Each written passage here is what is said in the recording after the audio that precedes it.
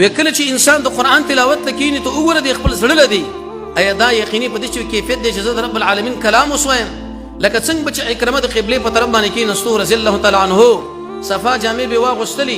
او قران به د شینی پوری ونه و به جړل چې هاذا کلام ربي ایا د شینه موږ د قران سره کړی دا هر سره خپل ځان ورته معلوم دی هر سره په خپل ځان علم حضوري لري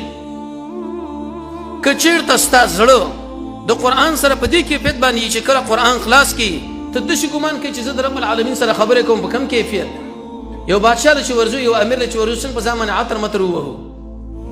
څنګه چې جامع برابر کو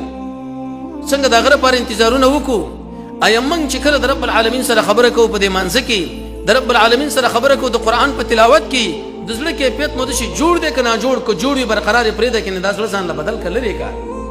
ختم کا شپږم کله چې انسان د عالم خطبه لناستي امام ابن قیم رحمه الله فرمای یو عالم دې په یوځای کې وعظ کوي قران او سنت د خلکو له بیانې او ته دغه دی بیان لناستي ستا دا ځړ بالکل د خبره له برابر دی چې دغه خبر راوځي دلته کې زیات تقرر تو ور کوي دا ځړ ځان له برقرار پریدا و الا کبدی کیفیت باندې تنی برابر چې ناستم دلته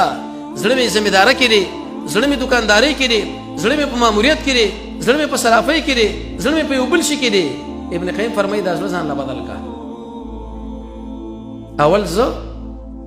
به ته چې کله د شاه خطبه له ناس دی عالم د حق فرس عالم تر زړه کیفیت وګورئ څنګه برابر دی کړه لری کې دا به